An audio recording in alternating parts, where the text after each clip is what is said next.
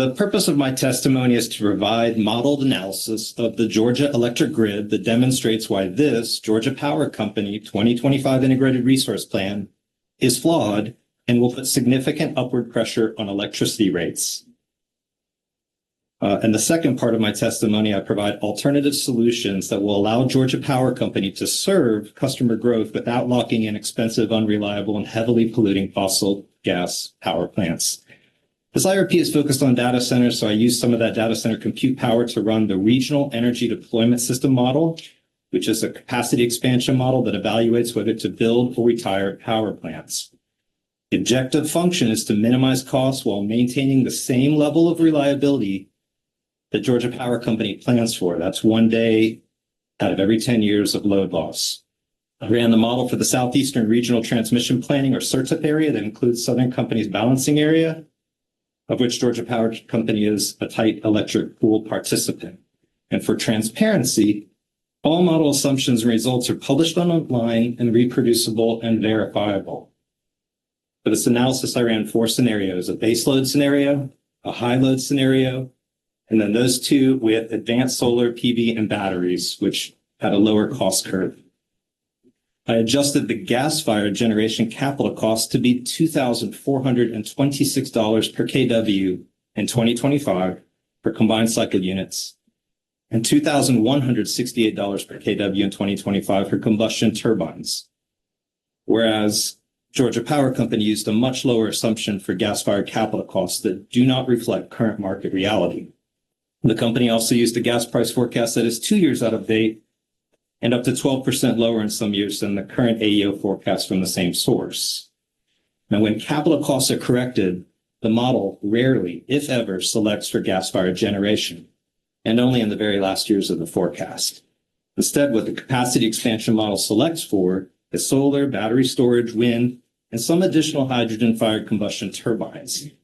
Coal is retired as scheduled in 2032, and all of these new resources are able to meet robust load growth at lower cost and with equal or better reliability than a fossil fuel-based plan. It cannot be stressed enough that this analysis of a renewable energy and battery energy storage system for Georgia is rigorous to reliability concerns. It's a common misunderstanding of those who are not experts that renewable energy power cannot reliably power an electric grid. That's false. The model I use takes representative days, tests these each year of the model's capacity expansion build out against 7 years of weather data spanning from 2007 to 2013. And if the model solves with any loss of load greater than that 1 day in 10 years, it adds more resources until that threshold is reached. So the summary to the first half of this testimony is that a fossil fuel focused 2025 IRP is flawed and biased towards building new fossil fuel generation. The second half of my testimony is focused on the alternatives to this fossil fuel capacity expansion plan. The first alternative is the interconnection queue of renewable energy projects that want to provide clean energy to Georgia. There's currently 17,770 megawatts of solar and battery storage projects in the interconnection queue for Georgia alone, and more in Alabama and Mississippi. However, Georgia Power Company has been slow to add new solar and battery storage. We heard about the failed RFP CARES 2, even canceling an entire request for proposals. The second alternative are virtual power plants, which is a type of resource that uses software to aggregate many distributed energy resources like rooftop solar and batteries. When these resources are coordinated to act in concert, they can ramp up or down self-consumption and exports to the grid. As a result, you can avoid building an entire power plant simply by using existing resources more efficiently. There are more than 60 commercially deployed virtual power plant programs in operation in this country. A third alternative to building or extending fossil fuel generation is to practice what is called curtailment-enabled hedging. With a modest amount of curtailments each year of new large load customers like data centers, a few hours here, a few hours there, around 100 or 200 a year. With just that small amount of curtailment, you can have enough headroom with existing generation on the existing transmission grid to facilitate 9,300 megawatts of data centers in Georgia, Alabama, and Mississippi. That's effectively equivalent to what's being asked for here. It happens to be almost the exact same amount of load growth that Georgia Power Company is asking to build new fossil power plants for. So in conclusion, this independent and open kimono analysis demonstrates that the 2025 Integrated Resource Plan is costlier than alternatives and will put significant further upward pressure on electricity rates in Georgia. It's less reliable and more costly than alternative plans. And so I recommend that the commission reject this plan in favor of one that puts the interests of hardworking Georgians before corporate profits. This concludes my summary. Commissioners, any questions? Yes. Would you restate your credentials for us, please?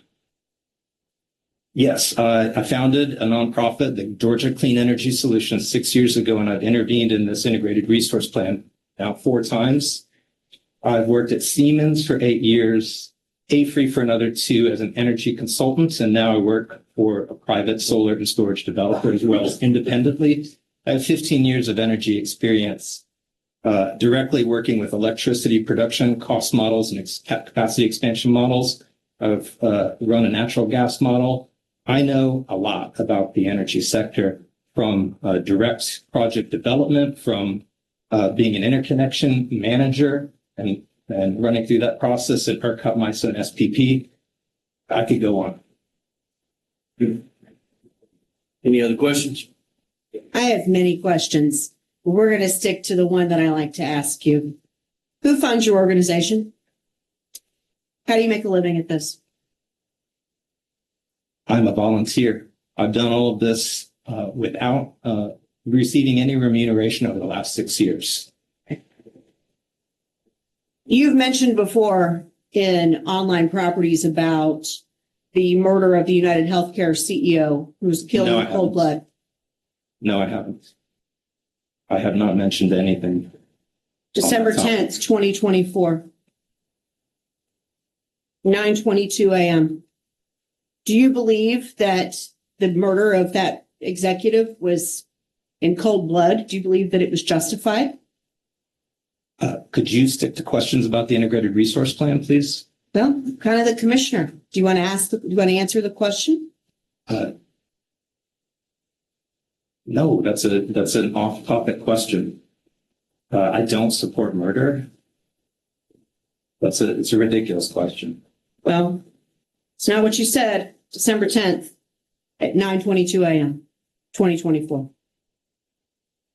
I have many more questions than that. Please go ahead. Do you own or have you ever borrowed or had property of an Extinction Rebellion white mask that's used in domestic terrorism? Why am I being asked this question? I just have a question. No. Okay.